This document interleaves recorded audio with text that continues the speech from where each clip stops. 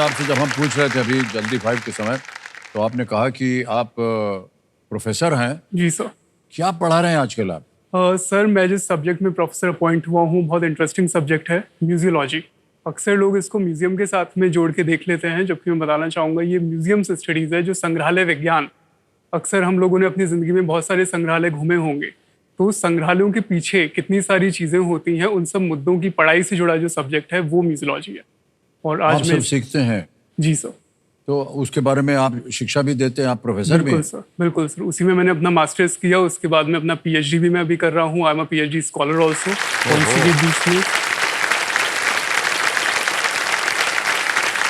Sir ये PhD आप कर रहे हैं, जी सर। इसका विषय क्या होगा? सर इसका विषय काफ़ी इंटरेस्टिंग है और काफ़ी समसामयिक है। जो मुद्दा अक्सर हम समाचार पत्रों में आजकल दर्शक भी यहाँ बैठे समझ पाएंगे कि हाल ही में एक अप्सरा की मूर्ति भी वापस आई थी metropolitan museum of art New York से। और इसी कड़ी में हमारे माननीय प्रधानमंत्री श्री नरेंद्र मोदी जी वो इस प्रयास को और आगे बढ़ाने की कोशिश कर रहे हैं। ऐसे ही लगभग 800 से 1000 ऑब्जेक्ट्स आज तक इंडिया को वापस रिटर्न किए जा चुके हैं। दूसरे जितने भी संग्रहालय हैं, इसमें ऑस्ट्रेलिया के म्यूजियम्स भी हैं, इंग्लैंड के भी हैं, अमेरिका के भी हैं। तो सर मेरा जो मुद्दा है रिसर्च का वो इसके ऊपर है कि इन ऑब्जेक्ट्स को जब वापस इंडिया लाया जा रहा है, तो इंडिया के पास में अब तक एक सबसे बड़ा चैलेंज ये है कि हम आज तक ये नहीं जानते कि कितने सारे ऑब्जेक्ट्स हमारे दरअसल बाहर हैं। मेरा प्रयास रिसर्च के थ्रू रहेगा कि मैं अपनी पीएचडी के चलते एक national restitution policy government of India को फ्रेम करके दे पाऊँ। ये बहुत अच्छी बात रही। Yes sir. राइट, जब आप निकलते हैं अपने काम में और जो भी आपका विषय होता है, तो बहुत सारी एंटीक्स वगैरह आपने भी वर्णन किया, बहुत सारी हमारी जो एंटीक्स हैं वो बाहर चली गई हैं। कुछ इनका रिसर्च आप करते हैं कि क्या क्या बाहर गया हुआ है और उसकी जानकारी है आप लोगों को, और इसकी कोई सूची बनी हुई है? और कभी कभी सरकार जो है वो ऐसी जगहों पर जहां आपको पता है पड़ा हुआ है ये या उनके पास है, उनको आप बताते हैं कि भैया हमारी चीज वापस दे दो।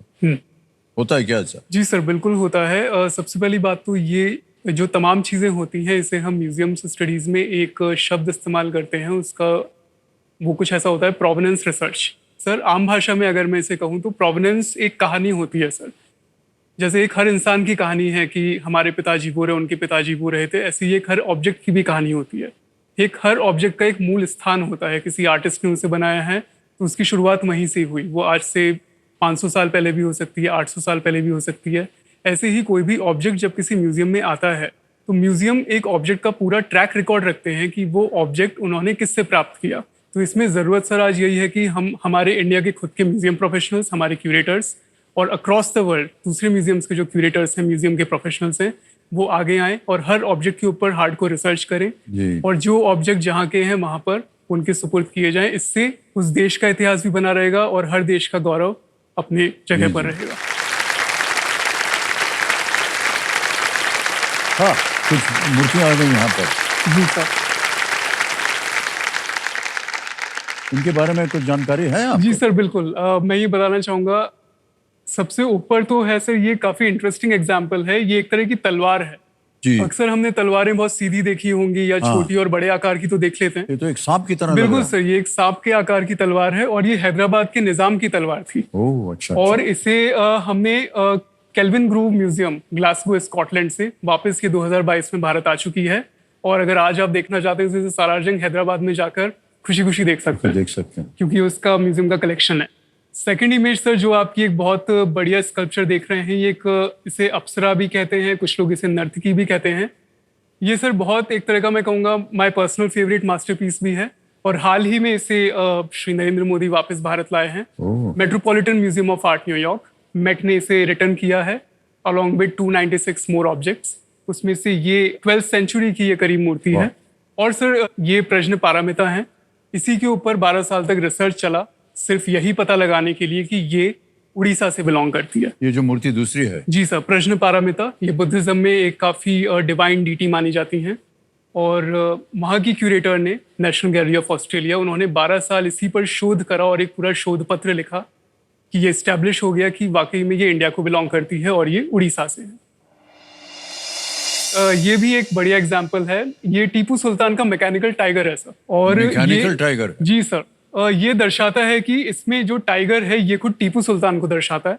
और नीचे जो आप एक हाँ, देख रहे अंग्रेज है। होंगे जी हाँ, और आज की डेट में ये विक्टोरिया अल्बर्ट म्यूजियम लंदन में है।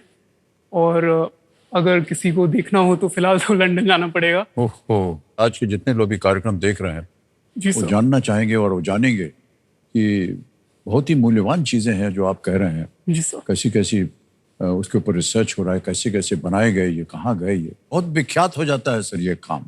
बिल्कुल और इसके ऊपर चर्चा का विषय बनता रहेगा, लेकिन बिल्कुल सर। चलेंगे तो फिर आज पूरा 1-2 साल बीत जाएगा, यहाँ खेल नहीं खत्म हो पाएगा। आप शिक्षा प्राप्त कर रहे हैं, स्कूल में आप प्रोफेसर भी हैं, मास्टर्स पास किया है, पीएचडी कर रहे हैं।